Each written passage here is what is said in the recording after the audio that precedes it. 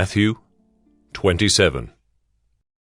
When morning came, all the chief priests and the elders of the people took counsel against Jesus to put him to death.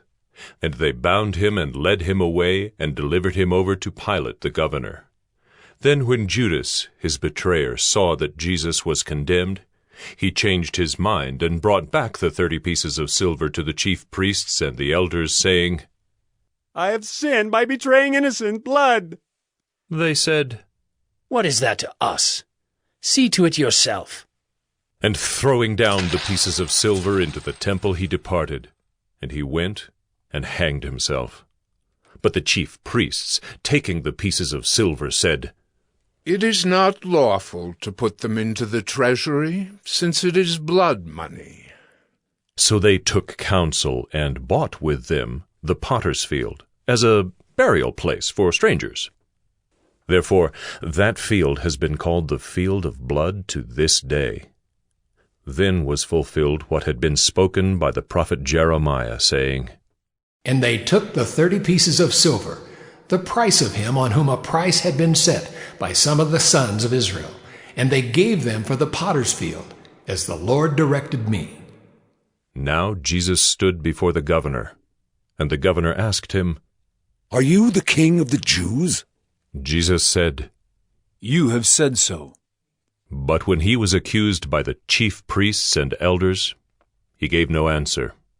Then Pilate said to him, "Do you not hear how many things they testify against you?" But he gave him no answer, not even to a single charge, so that the governor was greatly amazed. Now at the feast the governor was accustomed to release for the crowd any one prisoner whom they wanted. And they had then a notorious prisoner called Barabbas. So when they had gathered, Pilate said to them, "Whom do you want me to release for you, Barabbas, or Jesus, who is called Christ?"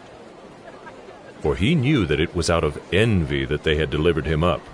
Besides, while he was sitting on the judgment seat, his wife sent word to him, "Have nothing to do with that righteous man, for I have suffered much because of him today in a dream."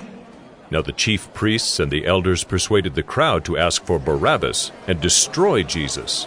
The governor again said to them, "Which of the two do you want me to release for you?"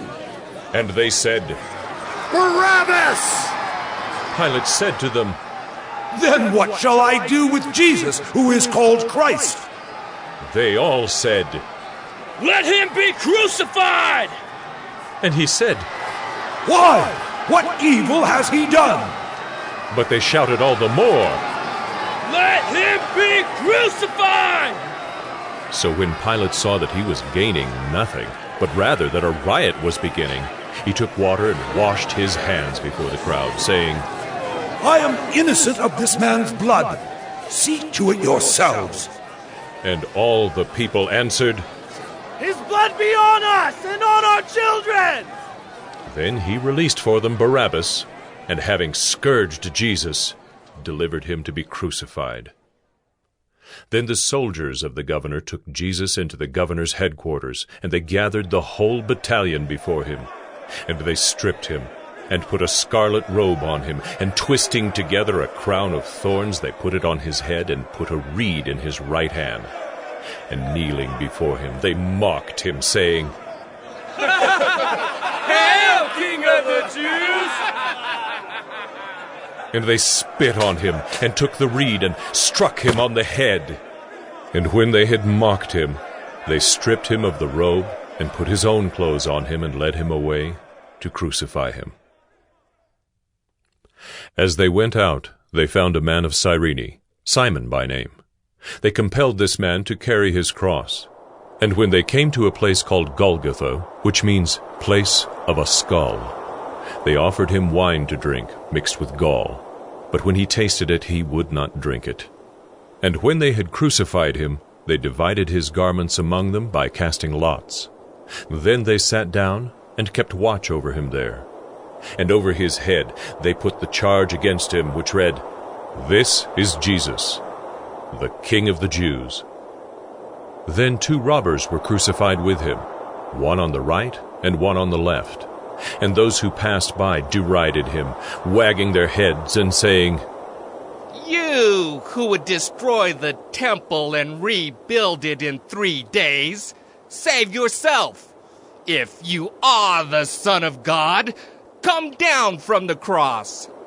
So also the chief priests, with the scribes and elders, mocked him, saying, He saved others. He cannot save himself. He is the King of Israel.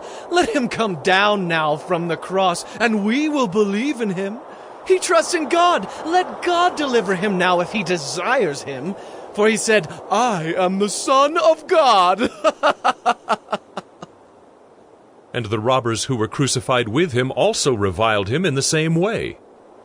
Now from the 6th hour there was darkness over all the land until the 9th hour. And about the 9th hour Jesus cried out with a loud voice, saying,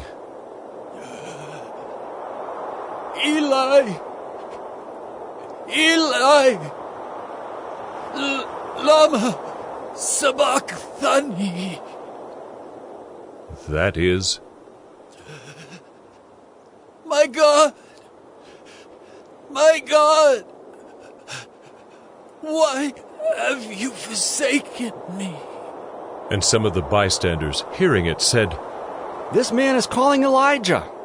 And one of them at once ran and took a sponge, filled it with sour wine, and put it on a reed, and gave it to him to drink. But the others said, Wait, let us see whether Elijah will come to save him.